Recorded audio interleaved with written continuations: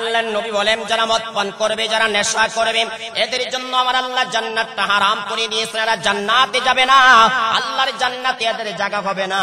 আল্লাহর নবী 2 নম্বরে বলেন ওয়া আকিলুর রিবা, যারা কি করে সুদ বক্ষণ করে, সুদি লেনদেন করে, সুদি কারবার করে, আল্লাহর নবী বলেন এদের জন্য আমার আল্লাহ জান্নাতটা হারাম করে দিয়েছেন। 3 নম্বরে রাসূল বলেন ওয়া আকিলু মালিল ইয়াতীমি বিগাইরি হক, 3 নম্বরে যারা এতিমের সম্পদ অন্যায়ভাবে ভক্ষণ করে, এতিমের সম্পদ যারা অন্যায়ভাবে ভক্ষণ করে, বাবা মরে যাওয়ার পরে চাচা জেঠারা মিলে, বাবা মরে যাওয়ার পরে চাচাতো ভাই জেঠাতো ভাইয়েরা মিলে তার সম্পদ আত্মসাৎ করে, আছে নাকি নাই কথা বলেন। আল্লাহর নবী 3 নম্বরে বলেন যারা এতিমের সম্পদ আত্মসাৎ করে, এতিমের সম্পদ ভোগ করে অন্যায়ভাবে, এদের জন্য আমার আল্লাহ জান্নাতটা হারাম করে দিয়েছে। চিল্লায়া বলি নাউযুবিল্লাহ। 4 নম্বরে আল্লাহর নবী বলেন ওয়ালা আকুলি ওয়ালিদাইহি, ওই সন্তানদের জন্য আমার আল্লাহ জান্নাতটা হারাম করে দিয়েছেন যেই সন্তান তার মা বাবার অবাধ্য হয়, মা বাবার কথা মতে চলে না, মা বাবার সাথে খারাপ ব্যবহার করে, খারাপ আচরণ করে, মা বাবার পোশাকের প্রয়োজন পোশাক দেয় না, মা বাবার সেবার প্রয়োজন সেবা করে না, মা বাবার ঘরের প্রয়োজন ঘরের ব্যবস্থা করে দেয় না, মা বাবার চিকিৎসার প্রয়োজন চিকিৎসা করে দেয় না, মা বাবার খাওয়া দাওয়ার প্রয়োজন খাওয়া দাওয়ার ব্যবস্থা করে দেয় না। আল্লাহর নবী বলেন এমন সন্তানের জন্য আমার আল্লাহ জান্নাতটা হারাম করে দিয়েছে। চিল্লায়া বলি নাউযুবিল্লাহ। হে আমারে ভাইয়ারা, বন্ধুরা আমার, এই হাদিস দ্বারা আমরা জানতে পারলাম 4 প্রকার মানুষের জন্য আমার আল্লাহ জান্নাতটা কি করে দিচ্ছে, হারাম করে দিচ্ছে। 1 নম্বরে মদখোর যারা, তাদের জন্য জান্নাত হারাম। 2 নম্বরে সুদখোর নারী পুরুষের জন্য জান্নাতটা হারাম। 3 নম্বরে এতিমের সম্পদ যারা অন্যায়ভাবে ভক্ষণ করে, তাদের জন্য জান্নাতটা হারাম। 4 নম্বরে মা বাবার অবাধ্য সন্তান যারা, তাদের জন্য আমার আল্লাহ জান্নাতটা হারাম করে দিয়েছে। আজ আপনি বর্তমান সমাজের দিকে তাকান, রাষ্ট্রের দিকে তাকান, চতুর্দিকে শুধু হারাম আর হারাম, হারাম খোর আর হারাম খোর, কথা ঠিক না বেঠিক? এমন তো বহু সুদখোর আমাদের সমাজের ভিতরে আছে, যাদের মাথার ভিতরে টুপি থাকে, গায়ে লম্বা জামা থাকে, মুখে দাঁড়িয়ে আছে, মসজিদের প্রথম কাতারে দাঁড়ায় নামাজ পড়ে, বড় হজ করেছে, প্রতি বছর উমরাও যায়, কিন্তু সুদি লেনদেন করার বেলা 1 নাম্বার আছে নাকি নাই? আমার নবী স্পষ্ট ভাষায় জানিয়ে দিচ্ছেন, বুখারী শরীফের হাদিস, আন নবী হুরায়রা রাদিয়াল্লাহু তাআলা আনহু قال قال رسول الله صلى الله عليه وسلم لا ياتينا على الناس زمان, আল্লাহর নবী বলেন আমার উম্মতের উপরে এমন একটা সময় আসবে, এমন একটা যুগ আসবে, লা ইয়াবকা মিনকুম আহাদুন, তাদের ভিতরে এমন কেউ বাকি থাকবে না, কি নামাজি কি বেনামাজি, কি হাজি কি গাজী, রাসূল বলেন এমন কোন ব্যক্তি বাকি থাকবে না, ইল্লা আকালার রিবা, সুদ বক্ষণ করা ছাড়া কেউ বাকি থাকবে না। নামাজি বলেন বেনামাজি বলেন, ইমাম বলেন মুসল্লি বলেন, সকলেই সুদ বক্ষণ করবে। চিল্লায়া বলি নাউযুবিল্লাহ।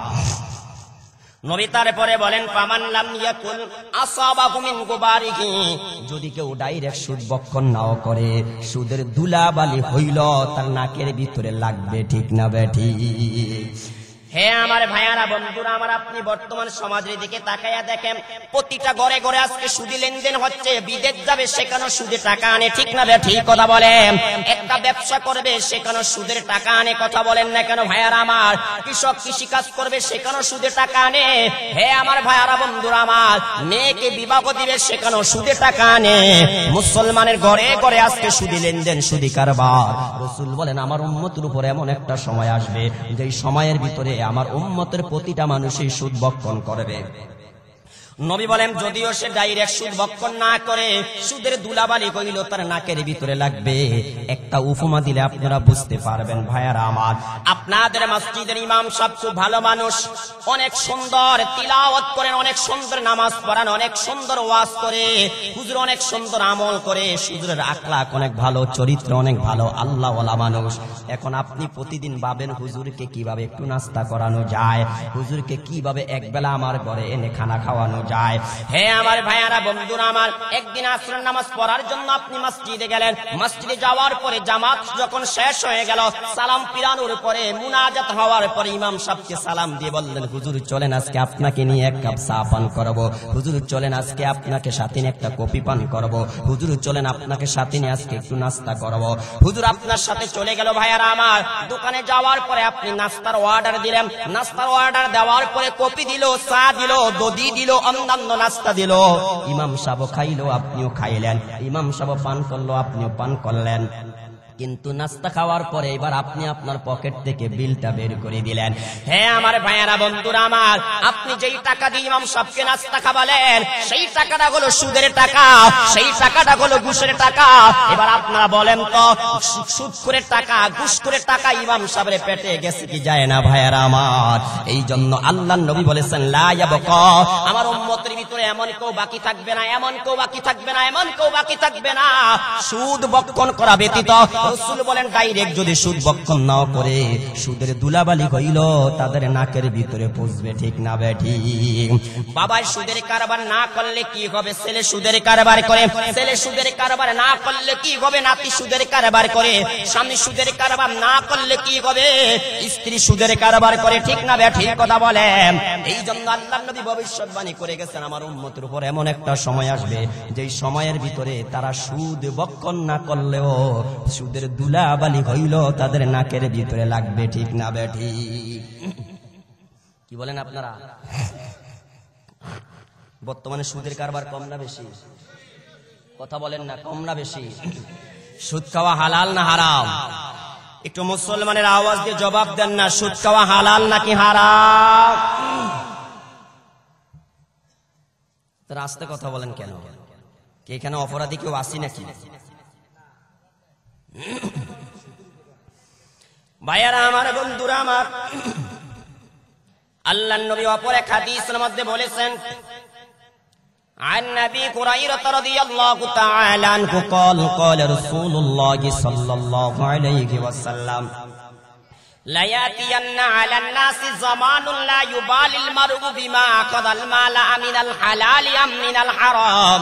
আল্লাহর নবী বলেন, আমার উম্মতের উপরে এমন একটি সময় আসবে, আমার উম্মতের উপরে কিয়ামতের পূর্বে এমন একটা যুগ আসবে, যেই যুগের ভিতরে মানুষ মাল কামাই করার জন্য প্রতিযোগিতা করবে, সম্পদ বাড়ানোর জন্য প্রতিযোগিতা করবে, দালান কোটা করার জন্য প্রতিযোগিতা করবে, ব্যাংক ব্যালেন্স করার জন্য প্রতিযোগিতা করবে।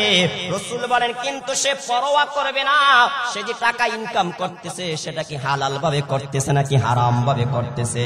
সে যে টাকা ইনকাম করতেছে, তার পকেটে টাকা আসতেছে, এই টাকাটা কি সে হালাল ভাবে ইনকাম করতেছে নাকি হারাম ভাবে ইনকাম করতেছে।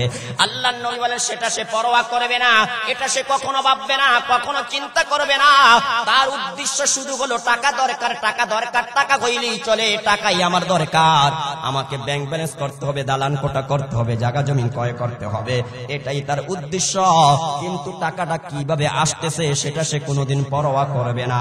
একটাবার চিন্তা করে দেখেন তো, আল্লাহ রাসূলের ভবিষ্যৎবাণী আমাদের সাথে মিলে কি মিলে না? বর্তমানে এমন মানুষের কি অভাব আছে? কথা বলেন না কেন? যেভাবে হোক শুধু কি দরকার? বলেন না, কি দরকার? টাকা দরকার। এবার হালাল ভাবে হোক আর হারাম ভাবে হোক, যেই কোনো ভাবে হোক, শুধু কি দরকার বলেন ভাইয়ারা আমার? টাকা দরকার। এই জন্য ভাইয়ারা আমার, বন্ধুরা আমার, সাবধান, হারাম খাওয়া যাবে না, হারাম ভক্ষণ করা যাবে না, হারাম পান করা যাবে না। আল্লাহর নবী স্পষ্ট ভাষায় জানিয়ে দিচ্ছেন, যারা হারাম ভক্ষণ করবে ওই মানুষগুলোর জন্য আমার আল্লাহ জান্নাত হারাম করে দিয়েছেন।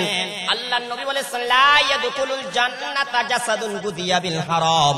আমার নবী বলেন, ওই ব্যক্তির জন্য আমার আল্লাহ জান্নাতটা হারাম করে দিয়েছেন, যেই ব্যক্তি হারাম ভক্ষণ করে, হারাম টাকা দিয়ে মাল ক্রয় করে, ওই মাল ভক্ষণ করে তার শরীরের রক্ত মাংস গঠিত হয়েছে। রাসূল বলেন, এমন শরীরের জন্য আমার আল্লাহ জান্নাতটা হারাম করে দিয়েছে। বলি না আউযুবিল্লাহ। কোন হারাম করে জায়গা আমার আল্লাহর জান্নাতে হবে না ভাইয়ারা আমার। কিয়ামতের ময়দানে কত দামি দামি মানুষ, কত সার্টিফিকেট ওয়ালা মানুষ, কত যোগ্যতাওয়ালা মানুষ, কত গদিওয়ালা মানুষ, কত পাওয়ারফুল মানুষ, কত ক্ষমতাধর মানুষ, দেখা যাবে তারা জান্নাতে যেতে পারবে না। জান্নাত আল্লাহ তাদের জন্য হারাম করে দিবে, কারণ তারা হয় সুদি কারবারের সাথে ছিল জড়িত ছিল, না হয় তারা ঘুষের কারবার করে রাতারাতি ধনী হয়েছে। ঠিক না বেঠিক কথা বলেন? না হয় তারা দেশের সম্পদ মেরে তারা রাতারাতি ধনী হয়েছে, না হয় গরিব দুঃখীর সম্পদ মেরে তারা ধনী হয়েছে, না হয় দেশের সম্পদ বিদেশ পাচার করে তারা ধনী হয়েছে। ঠিক না বেঠিক কথা বলেন? এই সমস্ত মানুষগুলোর জন্য আমার আল্লাহ জান্নাত হারাম করে দিয়েছেন, এরা জান্নাতে যেতে পারবে না। এই রাসূলের হাদিসটা নিয়ে আপনি একটু গবেষণা করে দেখেন। আজ আমার দেশের ভিতরে যে যত বড় নেতা সে তত বড় হারাম করে। ঠিক না বেঠিক কথা বলেন? এমন লোক আছে কলমের একটা খোসা দিয়ে কোটি কোটি টাকা বিদেশ পাচার করে। ঠিক না বেঠিক কথা বলেন? হে আমার ভাইয়ারা, বন্ধুরা আমার, এই সমস্ত হারাম করার জন্য আমার আল্লাহ জান্নাত দরজা খোলা রাখবে নাকি বন্ধ করে রাখবে?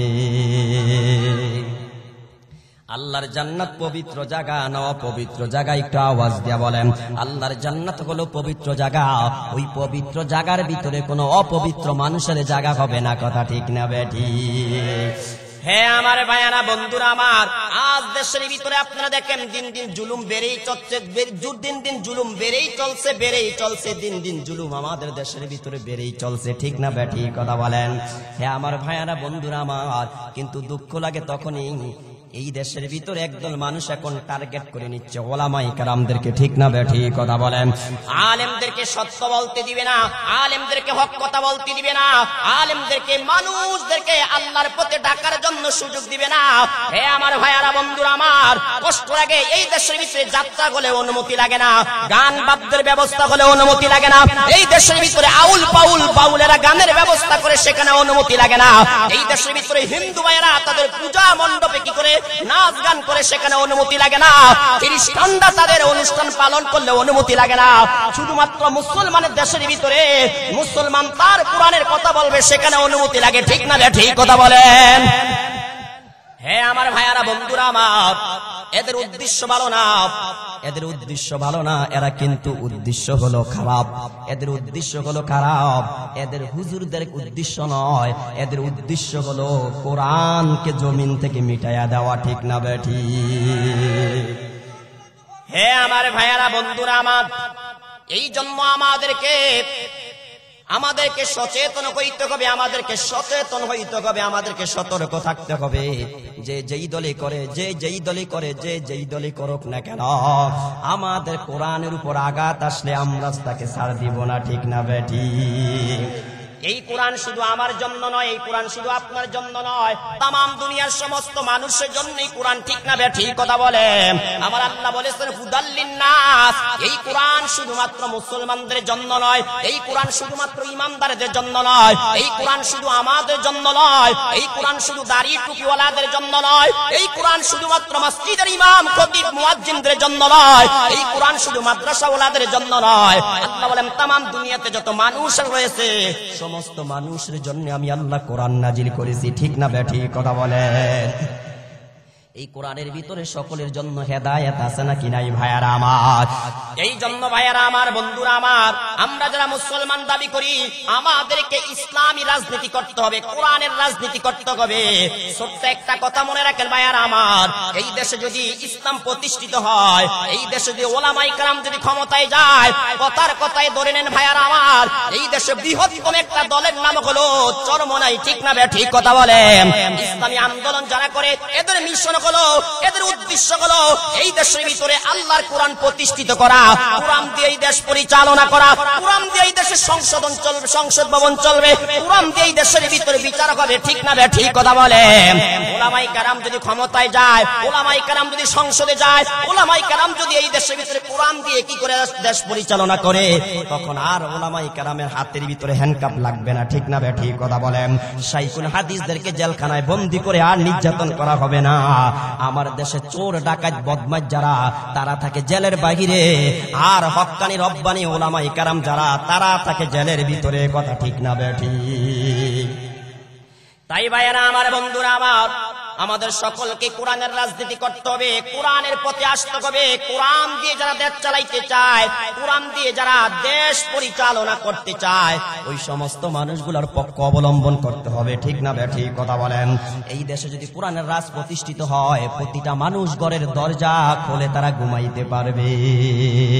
চোরের ভয় থাকবে না, ডাকাইতের ভয় থাকবে না ভাইয়ারা আমার, দর্শনের ভয় থাকবে না, ইফটিজিং এর ভয় থাকবে না, জেল জুলুমের ভয় থাকবে না, মাল সম্পদ টাকা পয়সা আত্মসাৎ করার কোনো ভয় থাকবে না। ঠিক না ঠিক কথা বলেন?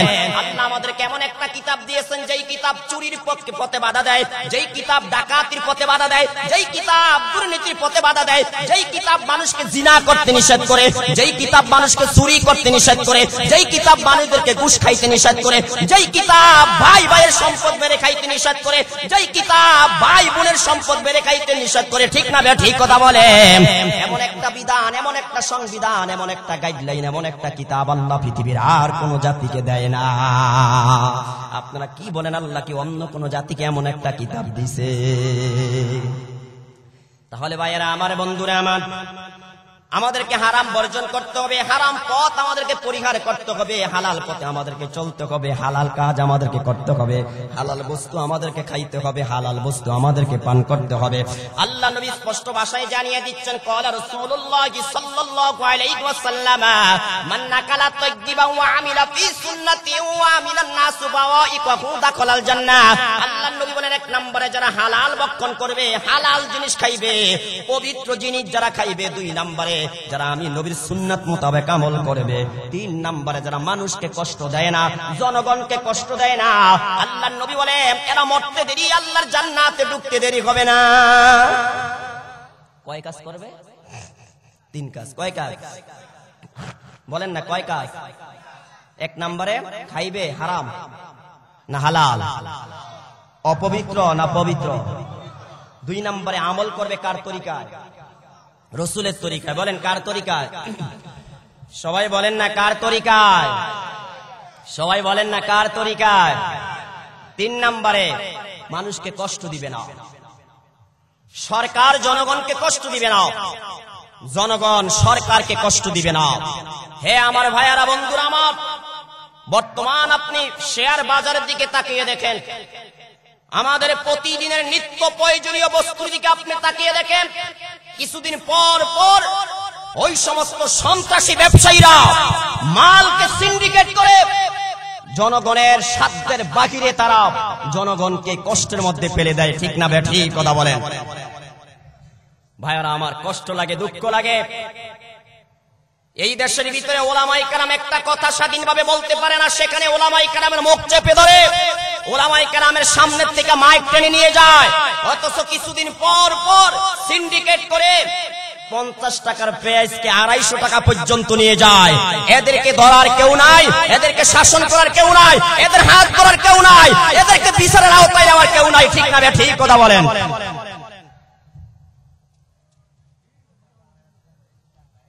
আমার দেশের ভিতরে আমরা যারা মধ্যম পন্থার মানুষ, মধ্যম ধরনের মানুষ, আমাদের চলাটা খুব কষ্ট হয়ে গেছে। কি বলেন আপনারা? কঠিন হয়ে গেছে আমাদের এখন চলাফেরা করা।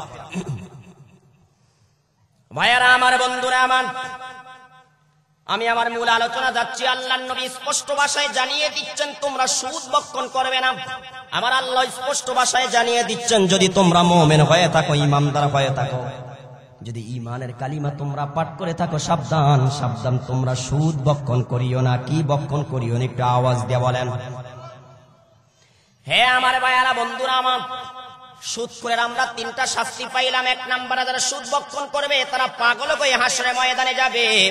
2 নম্বরে যারা সুদ ভক্ষণ করে মরবে, কিয়ামতের ময়দানে তাদের পেটগুলা বিশাল বিশাল ঘরের মতন বড় হবে। ওই পেটের ভিতরে বিশাল বিশাল সাপ থাকবে, সেই সাপ তাদেরকে দংশন করবে, যে সাপগুলা তাদের বাহির থেকে দেখা যাবে। ঠিক না ঠিক? 3 নম্বরে আমরা জানতে পারলাম, যারা সুদখোর তাদের জন্য আমার আল্লাহ জান্নাতটা হারাম করে দিয়েছেন। জান্নাতের নাজ ও নিয়ামত আমার আল্লাহ সুদখোরের জন্য হারাম করে দিয়েছেন। এবার আসেন 4 নম্বরে আমরা আরেকটা পয়েন্ট জানি, যারা সুদ ভক্ষণ করে মৃত্যুবরণ করবে, হাসরের ময়দানে উঠার আগ পর্যন্ত সুদখোরের কবরে কেমন শাস্তি হবে জানার দরকার আছে নাকি না? জানবেন? কথা বলেন না, জানবেন?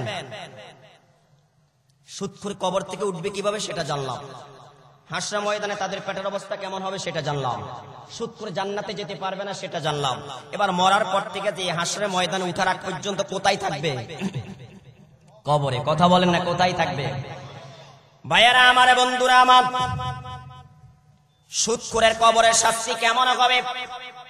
বুখারী শরীফের হাদিস আসছে, সামুরা বিন জুনদুব রাদিয়াল্লাহু তাআলা আনহু বলেন, আল্লাহর নবী একদিন ফজরের নামাজের সালাম ফিরানোর পরে, ভাইয়ারা আমার, বন্ধুরা আমার, আল্লাহর নবী বলেন, আমি স্বপ্ন যুগে দেখতে পাইলাম দুইজন ফেরেশতা আমার দুই হাতের মধ্যে ধরে আমাকে ফিলিস্তিনের জমিনে নিয়ে গেল, শাম দেশে আমাকে নিয়ে গেল। আল্লাহর নবী বলেন, ওই শাম দেশে যাওয়ার পরে আমি দেখতে পাইলাম একটা রক্তের নদী। কিসের নদী? একটু আওয়াজ দিয়ে বলেন ভাইয়ারা আমার। একটা রক্তের নদী। ওই রক্তের নদীর মধ্যখানে একটা লোক দাঁড়িয়ে আছে, আর ওই নদীর কিনারার ভিতরে একটা লোক দাঁড়িয়ে আছে। যেই লোকটা নদীর কিনারার ভিতরে দাঁড়িয়ে আছে তার সামনে অনেকগুলা পাথর রয়েছে, বিশাল বড় বড় পাথর।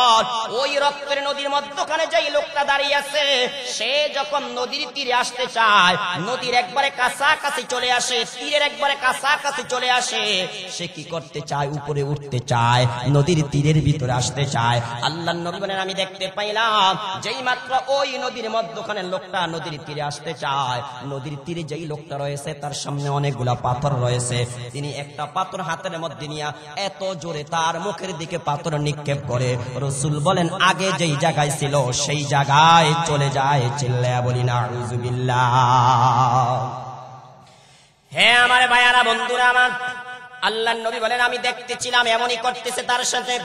বারবার সে কাছে আসতে চায়, বারবার সে কিনারায় আসতে চায়, বারবার সে নদীর তীরে আসতে চায়, আর বারবার তাকে ওই লোকটা পাথর মেরে তাকে আগের জায়গায় পৌঁছে দেয়। আমি এই দৃশ্য দেখে জিবরাইল ফেরেশতাকে প্রশ্ন করলাম, হে জিবরাইল, এরা কারা? আমাকে যেই দুইজন মানুষ হাতে ধরে এই জায়গার ভিতরে নিয়ে আসছে, আমি তাদেরকে প্রশ্ন করলাম, ব্যাপার কি, কারণটা কি? এই লোকটা রক্তের নদীর মধ্যখানে থাকার কারণটা কি? আর নদীর তীরে যখন যাইতে চায় তখন তাকে পাথর মেরে আবার নদীর মধ্যখানে নিয়ে আসার কারণটা কি? ওই দুইজন ফেরেশতা জবাব দিল, ইয়া রাসূলুল্লাহ, ইয়া হাবিবাল্লাহ, এরা আর কেউ নয়, এই লোকটা আর কেউ নয়, তার আর কোনো অপরাধ নাই, আর কোনো অন্যায় নাই। এই লোকটা দুনিয়াতে থাকতে সুদ ভক্ষণ করেছে, এই লোকটা দুনিয়াতে থাকতে সুদের কারবার করেছে, সুদে লেনদেন করেছে। এই জন্য আল্লাহ তাআলা মরার পর থেকে নিয়ে কিয়ামতের ময়দান পর্যন্ত, কিয়ামতের ময়দানে উঠার আগ পর্যন্ত তাকে এইভাবে শাস্তি দিতে থাকবে। চিল্লায়া বলি নাউযুবিল্লাহ। মুসলমান ভাইরা আমার, একটাবার জবাব দেন তো, যারা সুদ ভক্ষণ করে কবরে যাবে ওই মানুষগুলা কিয়ামতের আগ পর্যন্ত কিসের নদীতে থাকবে? একটু আওয়াজ দিয়ে বলেন, একটু আওয়াজ দিয়ে বলেন না, কিসের নদীতে ভাইয়ারা আমার? রক্তের নদীতে তারা থাকবে কিয়ামতের আগ পর্যন্ত। তারা আর ওই নদীর তীরে যেতে পারবে না সারা জীবন, কিয়ামতের আগ পর্যন্ত তাদেরকে এইভাবে শাস্তি দিতে থাকবে। তাহলে মুসলমান হিসাবে একটু জবাব দেন, আমাদেরকে সুদী লেনদেন বর্জন করার দরকার আছে নাকি না? হ্যাঁ আমার ভাইয়ারা, বন্ধুরা আমার, শুধু তাই নয়, যারা সুদ ভক্ষণ করে তারা যেন আপন মায়ের সাথে, আপন বাবার সাথে জিনা করে। এটা আমি বলিনি, আল্লাহর নবী বলেছেন। আন নবী হুরায়রা রাদিয়াল্লাহু তাআলা আনহু قال قال رسول الله صلى الله عليه وسلم الربا 70 হুবান আইসারুহা আইয়ানকিগার রাজুলু উম্মা। আল্লাহর নবী বলেন, সুদের গুনার 70টি স্তর রয়েছে। প্রাইমারিতে ক্লাস কয়টা? কথা বলে না, কয়টা? তো রাসূল বলেন সুদের গুনার ক্লাস স্তর হলো 70টি। কতটি? আরে ভাই একটু কথা বলেন না কেন আপনারা? কত কত? 70টি। রাসূল বলেন, আইসারুকা আইয়ানকিগার রাজুলু উম্মা। 70টি গুনার ভিতরে সবচেয়ে ছোট গুনাহ হলো আপন মায়ের সাথে জিনা করা। চিল্লায়া বলি নাউযুবিল্লাহ। কি বুঝতেছেন আপনারা?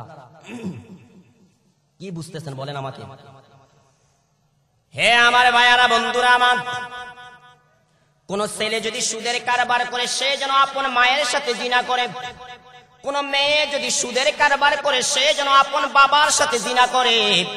আমাদের সমাজে বর্তমানে নারীরা সুদের কারবার করতে কিন্তু পিছিয়ে নেই, বহুদূর এগিয়ে আছে। ঠিক না বেঠি? কথা বলেন।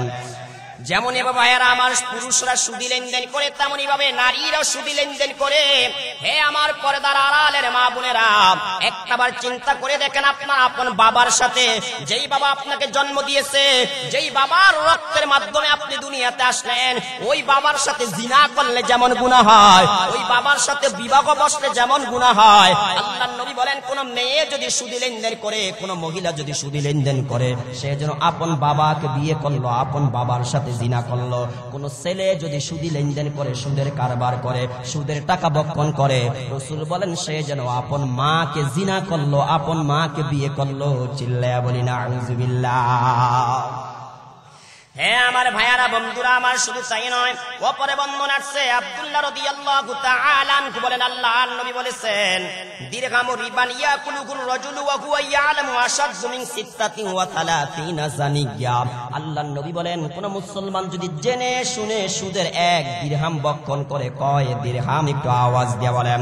আল্লাহর নবী বলেন, কোন মুসলমান যদি জেনে শুনে সুদের 1 দিরহাম বক্ষণ করে, ধরেন কথার কথা সুদের 1 টাকা বক্ষণ করে, আল্লাহর নবী বলেন, হে আমার উম্মতরা শুনো শুনো, 36 বার জিনা করলে যত গুনাহ হয়, 36 বার ব্যভিচার করলে যত গুনাহ হয়, তার চাইতে কঠিন গুনাহ হয়। চিল্লায়া বলি না আউযুবিল্লাহ।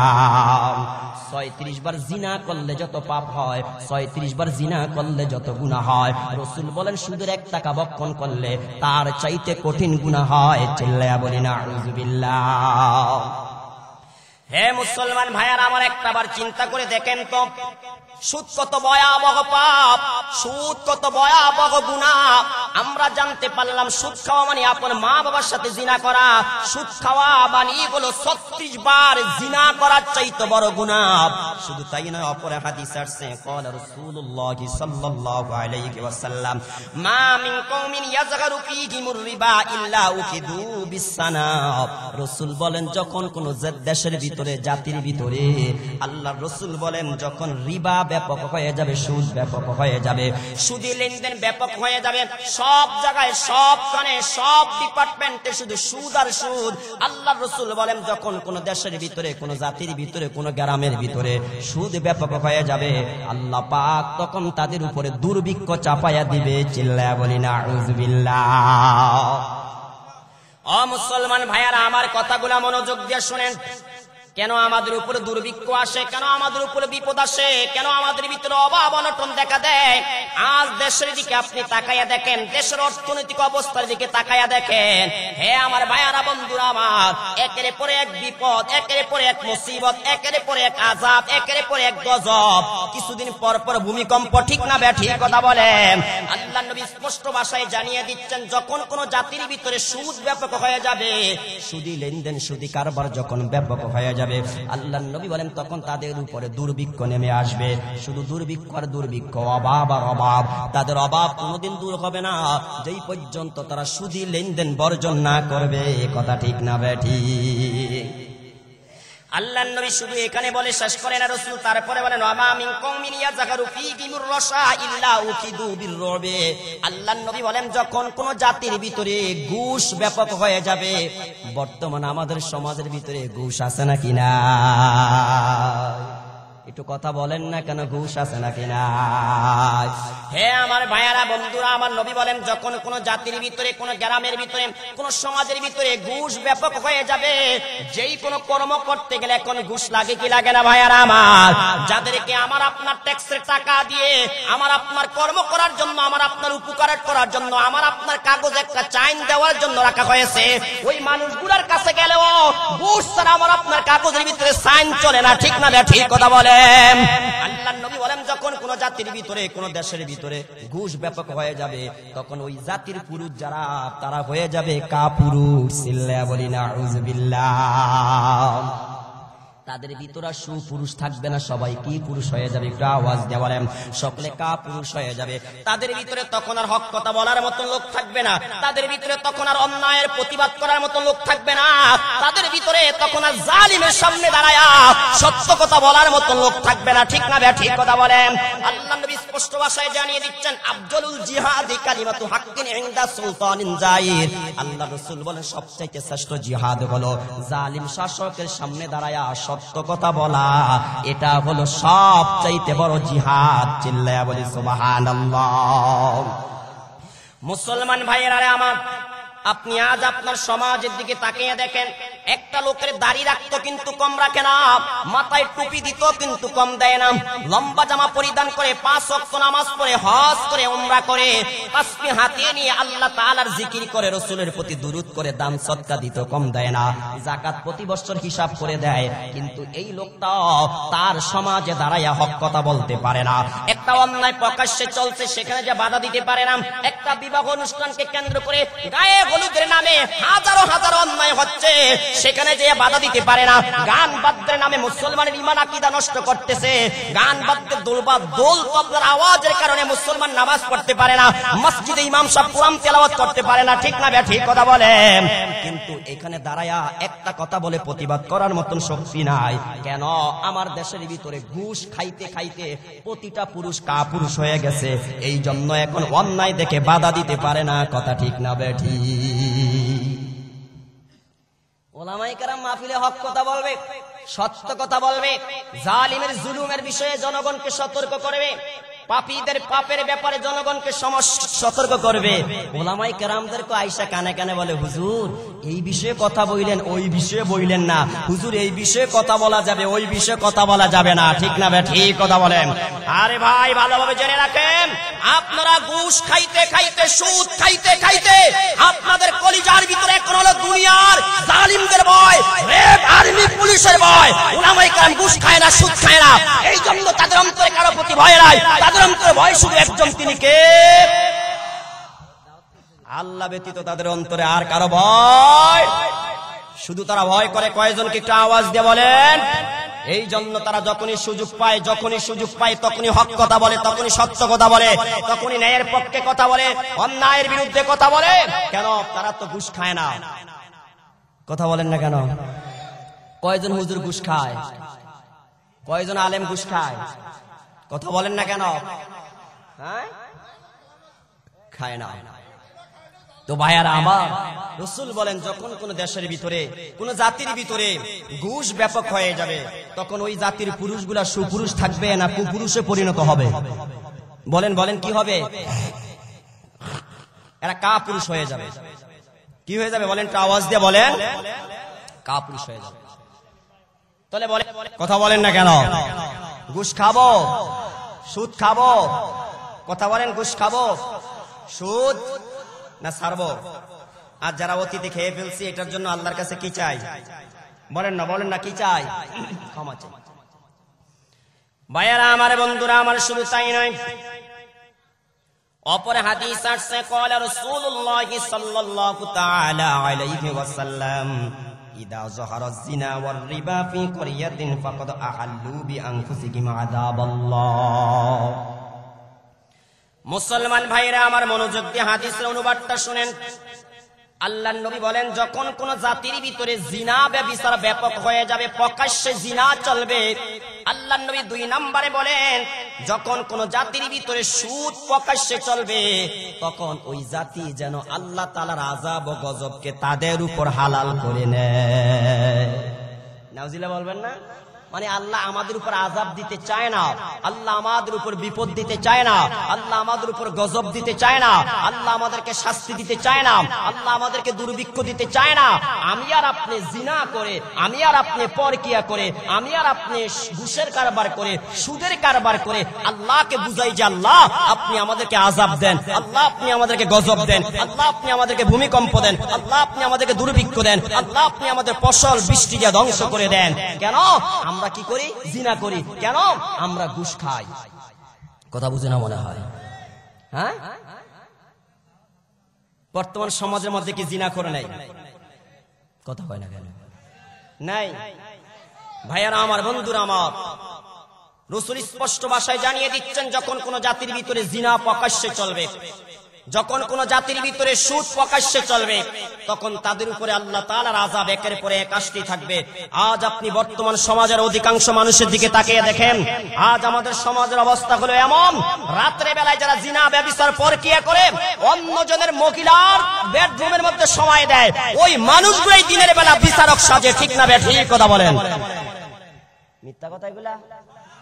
হ্যাঁ, রাতে আকাম করে, কুকাম করে, ফরকিয়া করে, দর্শন করে, জিনা করে, ব্যভিচার করে, আর ওই মানুষগুলা দিনের বেলায় যায় নিরহ মানুষের বিচার করতে। ঠিক না ঠিক কথা বলে?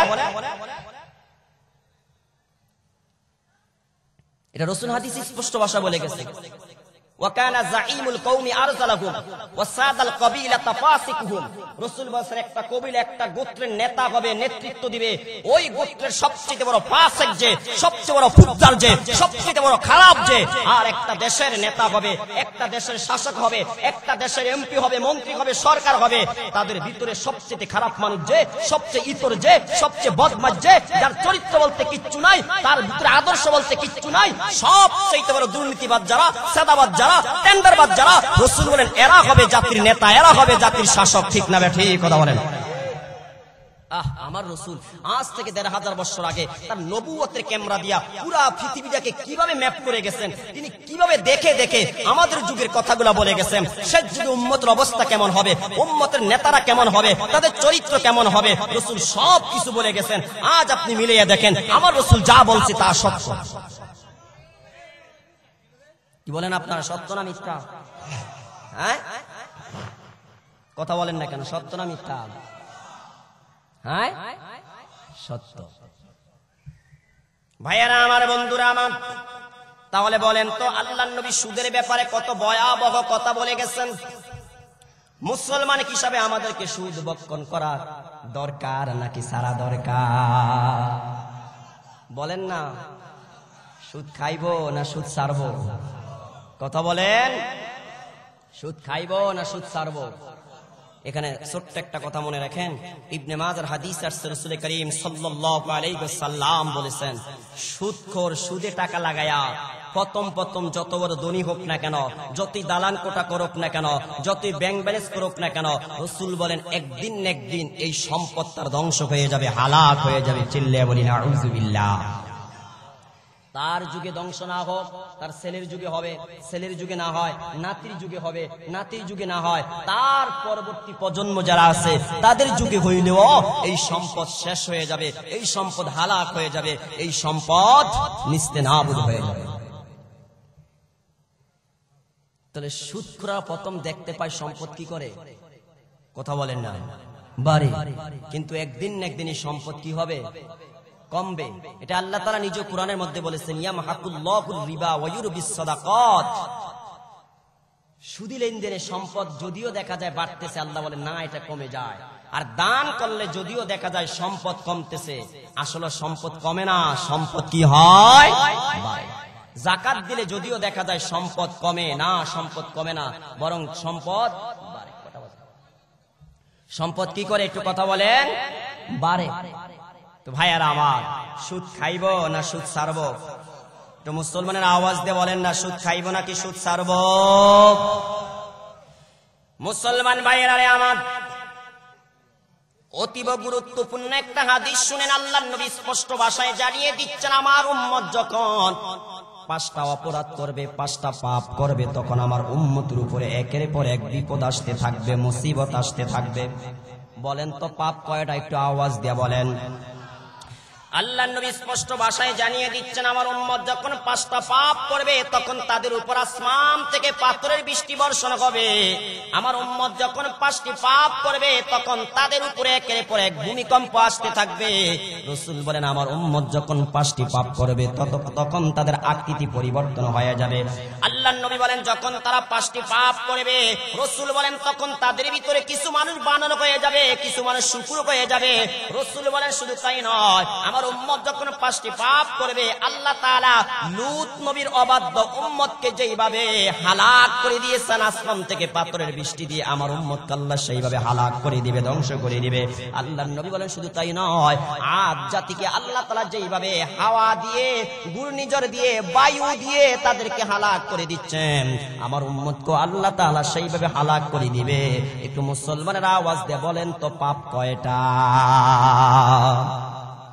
সবাই একটু আওয়াজ দিয়ে বলেন পাপ কয়টা?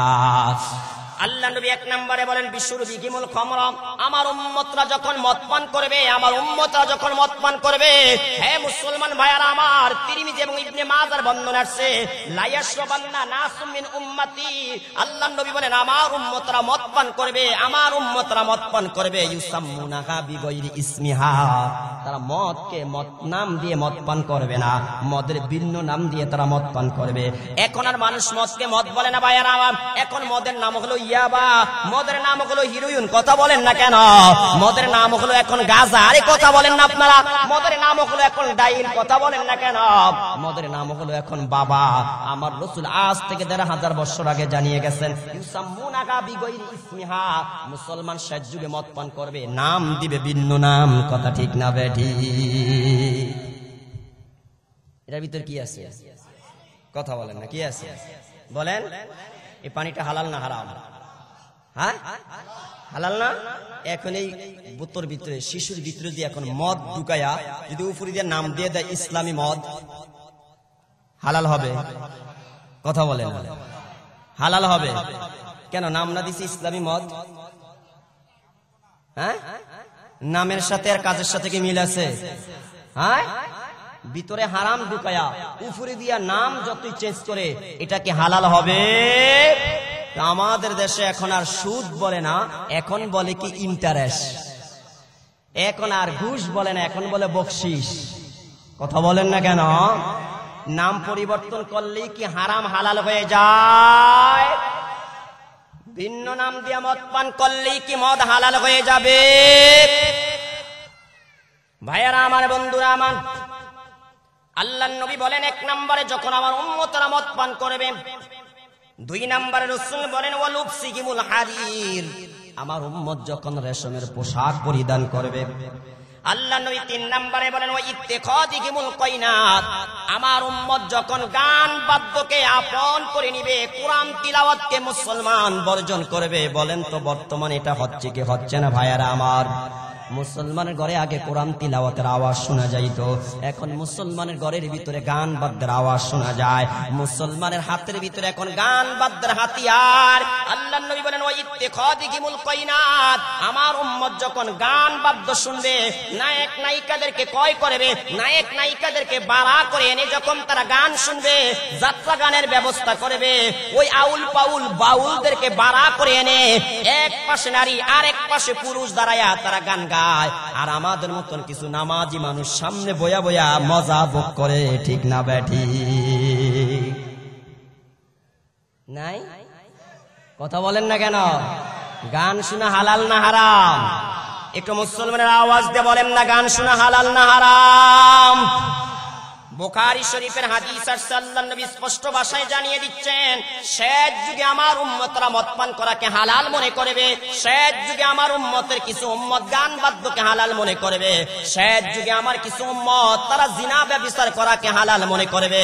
রাসূল বলেছেন ইয়াস্তাহিল্লুনাল হিরা ওয়াল হারিরা ওয়াল মাআজি ওয়াল খামরা, আল্লাহর নবী বলেন শেষ যুগে আমার উম্মতের ভিতরে কিছু উম্মত জিনা ব্যভিচার করাকে হালাল মনে করবে। রাসূল বলেন আমার উম্মত রেশমের পোশাক পরিধান করাকে হালাল মনে করবে, আমার উম্মত মদ পান করাকে হালাল মনে করবে, আমার উম্মত গান বাদ্যকে হালাল মনে করবে।